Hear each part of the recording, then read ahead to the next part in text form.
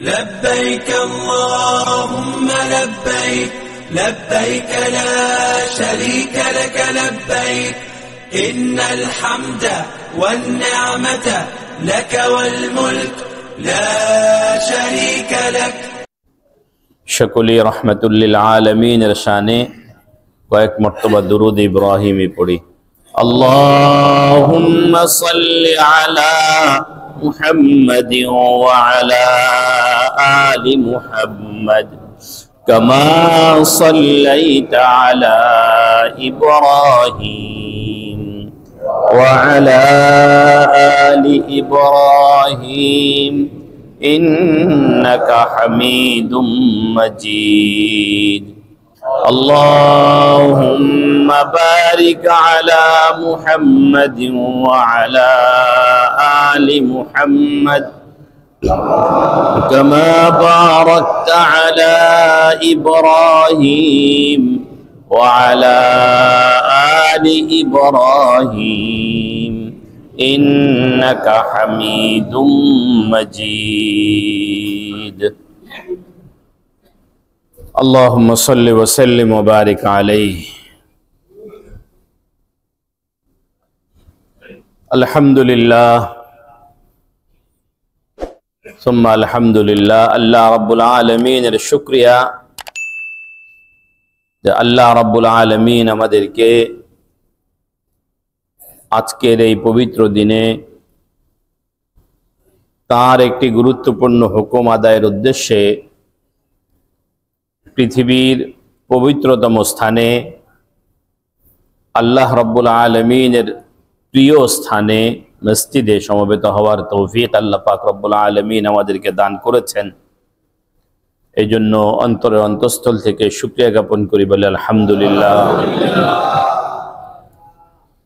অসংখ্য অগণিত দুরূদ এবং সালামের হাদিয়া পেশ করছি প্যারা নবী সৈয়দুল মুরসালিন সৈয়দুল কৌনাইন ওয়াস সাকালাইন নবী মুহাম্মদুর রাসূলুল্লাহ সাল্লাল্লাহু আলাইহি ওয়াসাল্লামের উদ্দেশ্যে। সম্মানিত দিনদার পরহেজগার মুসল্লি ভাইরা, বাইতুল্লাহ এবং হজ্জে বাইতুল্লাহ এ নিয়ে আমাদের কথা চলছিল। আমরা আলোচনা করতেছিলাম বাইতুল্লাহর সাথে আমাদের কি সম্পর্ক।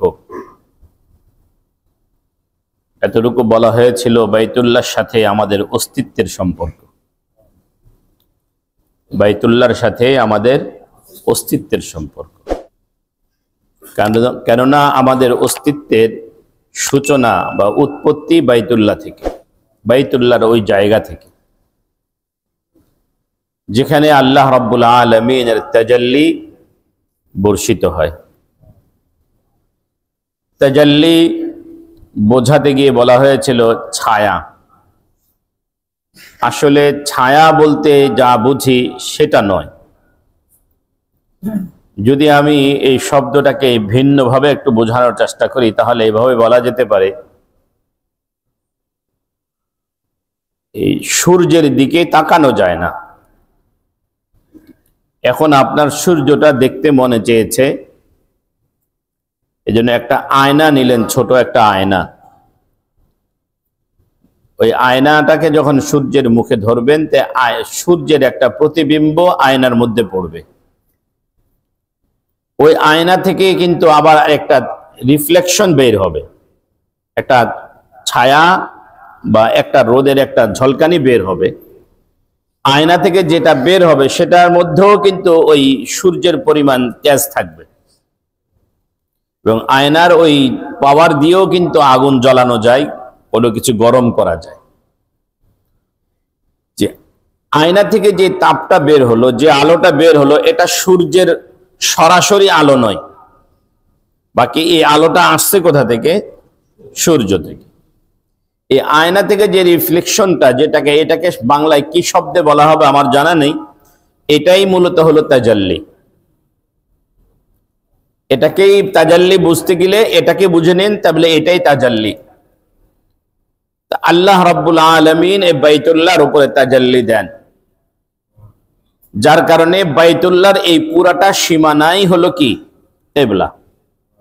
বাইতুল্লাহর এই পুরাটা সীমানাই কি গুরুত্বপূর্ণ কয়েকটা পয়েন্ট বলবো। একটা পয়েন্ট এখান থেকে বুঝে নেন যে ওই কালো ঘরটাই শুধু কিবলা নয়, ওই কালো ঘরটা শুধুমাত্র একটা চিহ্ন বা একটা সিম্বল। তাই আমাদের যারা আশেপাশে যে সকল বিধর্মী ভাইরা আছেন, বিশেষ করে হিন্দু ভাইরা, ওনারা বলেন যে আমরা দুর্গার সামনে মাথা নত করি এই কারণে যদি আমরা মুশরিক হই, আমরা দেবদেবীর পায়ে কপাল ঠেকালে যদি এটা যদি শিরিক হয়, এটা তো গায়রুল্লাহ তোমরা বলো এই কারণে শিরিক, তোমরাও তো বাইতুল্লাহর সামনে গিয়ে ওই ঘরটার সামনে গিয়ে মাথা ঠেকাও, তো তোমাদের এটা শিরিক হবে না? কি বলেন? বাইতুল্লাহ তো আল্লাহ নয়, এটা তো একটা ঘর, পাথরের তৈরি একটা ঘর। তো ওরা পাথরের তৈরি মূর্তির সামনে মাথা ঠেকাইলে যদি শিরিক হয়, তো পাথরের তৈরি ঘরের সামনে মাথা নোয়ালে কি শিরিক হবে না? জটিল প্রশ্ন। এই প্রশ্নের সমাধান তো আমি আগেই বলেছি, আজকেই শুরু করতে সমাধানটা বলে শুরু করেছি। সমাধানটা হলো আমরা ওই ঘরটা মূলত আমাদের কি নয়, মাকসুদ নয়। এখানে যে আল্লাহ রাব্বুল আলামিন যে তাজাল্লি পড়ে, ওই তাজাল্লিটা কি আমাদের মাকসুদ। আমরা ঘরকে নয়, ঘরের রবকে সেজদা করি। ঘরকে সেজদা করি না ঘরের মালিককে? ঘরের মালিককে সেজদা করি। যদি আমরা ঘরকেই যদি সেজদা করতাম, তাহলে যারা বিমানে নামাজ পড়ে তারা কোথায় সেজদা করবে? এছাড়া আরো একটা জটিল সমাধান বলি, সেটা হলো এই পৃথিবীটা চ্যাপ্টা না গোল? গোল। বাইতুল্লাহ পৃথিবীর যে অংশে, সর্ব উপর অংশে, তাহলে পৃথিবীর নিচের অংশে যারা মাটিতে ভূমিতে যারা বসবাস করেন, তারা যখন সেজদা দেন বাইতুল্লাহ বরাবর হয়? আপনি কথা কল্পনা করে নেন, পৃথিবীটা গোল, পৃথিবীর এই জায়গাটাই বাইতুল্লাহ, যারা এই জায়গাটা বসবাস করছেন তারাও তো বাইতুল্লাহর দিকে ফিরে কি করতেছেন, কিন্তু তাদের সিজদা তো বাইতুল্লাহ বরাবর হচ্ছে না। বাইতুল্লাহ বরাবর হচ্ছে, যারা পৃথিবীর এই পাশে আছেন, এই পাশে চতুর্পাশে যারা আছেন তাদেরটাও তো হচ্ছে না। বাইতুল্লাহ যেই বরাবর, ওই বরাবর পৃথিবীর ওই অংশে যারা বসবাস করছেন তাদের সিজদা ডাইরেক্ট বাইতুল্লাহ বরাবর হচ্ছে, কিন্তু পৃথিবীর অন্য পাশে যারা আছে তাদের কারো সিজদায় বাইতুল্লাহ বরাবর হচ্ছে না। তো সুতরাং ওই ঘরটাকে নয়, আমরা ওই ঘর বরাবর যে রব্বুল আলামিনের যে তাজাল্লি পড়ে, ওই তাজাল্লিকে আমরা সিজদা করি। বলেন না সুবহানাল্লাহ? কি বলেন? মুশরিকদের পাথরের তৈরি মূর্তি আর পাথরের তৈরি বাইতুল্লাহর দুই সিজদার ভিতরে পার্থক্য আছে না নাই? আছে। এজন্য আমি গত সপ্তাহে বলেছিলাম, বাইতুল্লাহর একদম ফাউন্ডেশন হলো তাহতা সারা, এটার উচ্চতা হলো কোন পর্যন্ত? আরশে আজিম পর্যন্ত। একদম তাহতা সারা থেকে আরশে আজিম পর্যন্ত পুরো জায়গাটা কি? আরশে আজিম থেকে যদি কোনো কিছু যদি নিচের দিকে ছেড়ে দেওয়া হয়, আরশে আজিম থেকে যদি কোনো কিছু নিচের দিকে যদি ফেলে দেওয়া হয়, তাহলে প্রথমে এটা আসবে সিদরাতুল মুনতাহায়, এরপরে আসবে বাইতুল মামুরে, এরপরে আসবে বাইতুল ইজ্জায়, এরপরে আসবে বাইতুল্লাহ খানায়ে কাবার উপরে। বাইতুল্লাহ বরাবর প্রথম আকাশে একটা কাবা আছে প্রথম আসমানবাসীদের জন্য, দ্বিতীয় আসমানে একটা কাবা আছে দ্বিতীয় আসমানবাসীদের জন্য, তৃতীয় আসমানে একটা কাবা আছে তৃতীয় আসমানবাসীদের জন্য। এভাবে প্রত্যেকটা আকাশে কি আছে? প্রত্যেকটা আকাশের কাবার আলাদা আলাদা নাম। আমাদের কাবার নাম, আমাদের দুনিয়াতে যেটা কিবলা, এটার নাম কাবা। প্রথম আসমানে যেটা, এটার নাম বাইতুল ইজ্জা। সপ্তম আসমানে যেটা, সেটার নাম বাইতুল মামুর। সপ্তম আকাশের উপরে যেটা, সেটার নাম সিদরাতুল মুনতাহা।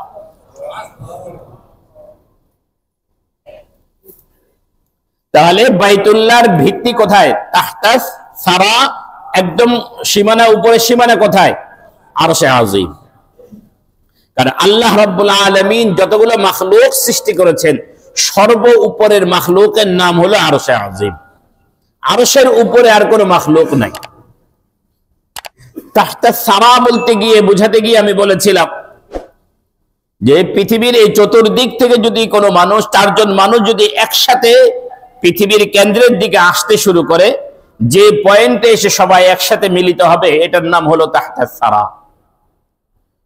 এটাকে আরেকভাবে বোঝা যেতে পারে, সেটা হলো পৃথিবীটা যেহেতু গোল, পৃথিবীর পিঠের উপরে আমাদের বসবাস। এখান থেকে আমেরিকা যাওয়ার জন্য আমরা পৃথিবীর উপরের অংশ দিয়ে শূন্য দিয়ে যাই। এখন চিন্তা করলাম, যেহেতু পৃথিবীটা গোল, উপরের এই অংশে যদি আমাদের বসবাস হয়, নিচের এই অংশে আমেরিকানদের বসবাস, এত বড় উপর দিয়ে ঘুরে না গিয়ে ডাইরেক্ট এখানে একটা ছিদ্র করে যদি সুড়ঙ্গ পথ করা যায়, তাহলে তো আমরা অতি সহজে কোথায় পৌঁছে যাব? আমেরিকায় পৌঁছে যাব। এই চিন্তা মানুষের মাথায় এসেছে। মানুষ এই চিন্তা থেকে মাটি খনন করা শুরু করেছে। 9 মাইল যাওয়ার পরে আর ভিতরে যাইতে পারে না। 9-10 মাইল যাওয়ার পরে আর নিচের দিকে কি যাইতে পারে? সেখানে একটা শক্ত পাথর আছে, এমন একটা আস্তর আছে যে আস্তরটা ভেদ করার মতো বৈজ্ঞানিক ক্ষমতা এখনো মানুষকে আল্লাহ দেন নাই। এই যে স্তরটা, এই স্তরটার নাম হলো তাহতাস সারা। এই পৃথিবীর এই কেন্দ্রে, এই জায়গাটাতে আল্লাহ রাব্বুল আলামিন একটা মধ্যাকর্ষণ শক্তি রেখেছেন। একটা মধ্যাকর্ষণ শক্তি শূন্য লোকে আছে, আর একটা আকর্ষণ শক্তি আল্লাহ পাক রব্বুল আলামিন এই তাহতাস সারাতে রেখেছেন, যার কারণে পৃথিবীর উপরের অংশে আমরা বসবাস করি। পৃথিবীটা শূন্যে ভাসমান। আজ পর্যন্ত কেউ পৃথিবী থেকে শূন্যে পড়ে যায়নি। পড়ে গেছি? পড়িনি।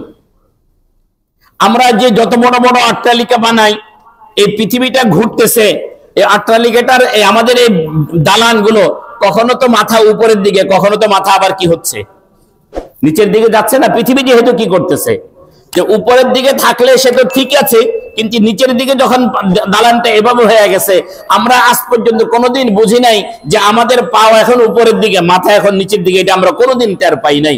এই যে একটা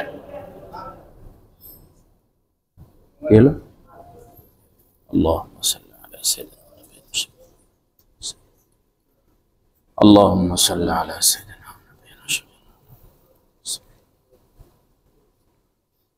এই যে আমরা পৃথিবীর এই উপরের অংশে বসবাস করেও পৃথিবী ঘুরছে, তা আমরা কখনো আমাদের মাথা উপরের দিকে হচ্ছে, কখনো মাথা নিচের দিকে চলে যাচ্ছে। মাথা যখন নিচের দিকে যাচ্ছে তখনও টের পাই না, যখন আমরা এই অ্যাঙ্গেলে আসি তখনও আমরা টের পাই না। আমাদের অ্যাঙ্গেল কখন পরিবর্তন হচ্ছে, কখন অ্যাঙ্গেল ঠিক হচ্ছে, এর কোনোটাই টের পাচ্ছি না। এর কারণ হলো পৃথিবীর এই তাহতাস সারাতে, পৃথিবীর একদম কেন্দ্রে আল্লাহ রাব্বুল আলামিন এমন একটা আকর্ষণ শক্তি রাখছেন, পৃথিবীর উপরে যা কিছু সবকিছুকে নিজের দিকে টানতেছে, যার কারণে সবকিছু বহাল তবিয়তে আছে। আমরা বহাল তবিয়তে আমাদের জীবন অতিবাহিত করছি। আরেকটা জিনিস বোঝেন না, আল্লাহ পাকের কুদরতটা একটু বোঝেন না। এই পৃথিবীর উপরের অংশের মধ্যে আমাদের বিজ্ঞানীদের হিসাব, পৃথিবী নিয়ে যারা গবেষণা করে তাদের হিসাব হলো প্রায় 77 কি পানি। পৃথিবীর প্রায় 2/3 হলো পানি, 2/3 হলো পানি, 1/3 মাটি, 2/3 পানি। তো পৃথিবীর উপরের অংশে পৃথিবীর উপরের অংশে এই যে মহাসাগর গুলো, আমাদের এই কক্সবাজারের বঙ্গোপসাগর বলেন, ভারত মহাসাগর বলেন, আটলান্টিক মহাসাগর বলেন, আরব মহাসাগর বলেন, যত মহাসাগরের পানিগুলো পৃথিবীর উপরের অংশে, পানি তো উপর করলে তো পানিগুলো পড়ে যাওয়ার কথা। পৃথিবী ঘুরতেছে, পানিগুলো পৃথিবীর সাথেই ঘুরতেছে, কিন্তু কোন জায়গা থেকে এক ফোঁটা পানিও শূন্য লোকে পড়তেছে না, নিচের দিকে পড়তেছে না। সমুদ্রের পানিগুলো সমুদ্রের ভিতরে রয়ে যাচ্ছে। ভিতর থেকে যে আকর্ষণ দিয়ে আল্লাহ পাক তৈরি করে দিয়ে রাখছেন, সেই আকর্ষণের কারণে পানিগুলো পড়ে না। এটা তো আমার রব্বুল আলামিনের কুদরত। এই আকর্ষণের মূল কেন্দ্রবিন্দু যে জায়গাটা, এটার নাম হলো তাহতাস সারা।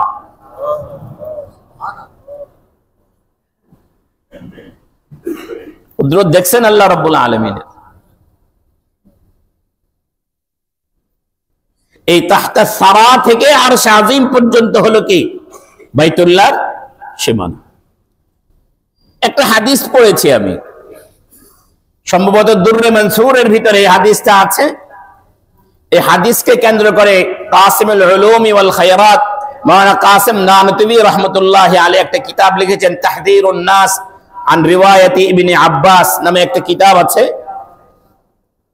এই হাদিসে হলো আল্লাহ রাব্বুল আলামিন 7 তবক জমিন সৃষ্টি করেছেন, প্রত্যেক জমিনের জন্য অধিবাসী বানাইছেন। কি বললাম? জমিনের কয় স্তর? 7 স্তর। প্রত্যেক স্তরের জন্য কি আছে? এই আমাদের এই স্তরে যেরকম আমরা মানুষ আছি, দ্বিতীয় স্তরেও এরকম মানুষ আছে, তৃতীয় স্তরে এরকম মানুষ আছে, চতুর্থ স্তরে এরকম মানুষ আছে, পঞ্চম স্তরেও এরকম মানুষ আছে, ষষ্ঠ স্তরেও এরকম মানুষ আছে, সপ্তম স্তরেও এরকম মানুষ আছে। হাদিসের শব্দ হলো, তোমাদের যেরকম একজন আদম আছে, তাদেরও একজন আদম আছে, তোমাদের যেরকম একজন নূহ আছে, তাদেরও একজন নূহ আছে, তোমাদের যেরকম একজন ইব্রাহিম আছে, তাদেরও একজন ইব্রাহিম আছে, তোমাদের যেরকম একজন ঈসা আছে, তাদেরও একজন ঈসা আছে। প্রশ্ন হলো, প্রত্যেক জমিনে যদি এরকম মানুষ থাকে আর প্রত্যেক জমিনে যদি এরকম নবী থাকে, তাহলে শেষ নবী হিসাবে আমাদের নবী মুহাম্মদুর রাসূলুল্লাহ সাল্লাল্লাহু আলাইহি ওয়াসাল্লামকে আল্লাহ পাক রব্বুল আলামিন যে শ্রেষ্ঠত্ব দিয়েছেন, এটাকে প্রথম জমিনের নবী মুহাম্মদ, না দ্বিতীয় জমিনের নবী মুহাম্মদ, না তৃতীয় জমিনের নবী মুহাম্মদ, নাকি চতুর্থ জমিনের নবী মুহাম্মদ, নাকি পঞ্চম জমিনের নবী, নাকি ষষ্ঠ জমিনের নবী, নাকি সপ্তম জমিনের নবী? 7 জমিনে যেহেতু নবী আছে, তাহলে 7 জমিনের প্রত্যেক জমিনের নবীর মধ্যে শ্রেষ্ঠ কোন নবী, খাতামুন নবিয়্যিন কোন নবী? মাওলানা কাসিম নানতুবি রাহমাতুল্লাহি আলাইহি তাহযীরুন নাস এই কিতাবের মধ্যে এটা প্রমাণ করেছেন, আমাদের জমিনে যে নবীকে আল্লাহ পাক পাঠাইছেন, যে মুহাম্মদকে আল্লাহ পাক রব্বুল আলামিন সাল্লাল্লাহু আলাইহি ওয়াসাল্লাম এই জমিনে পাঠাইছেন, সব জমিনের সব মানুষের তুলনায় আমাদের নবীকে আল্লাহ পাক শ্রেষ্ঠ বানাইছেন।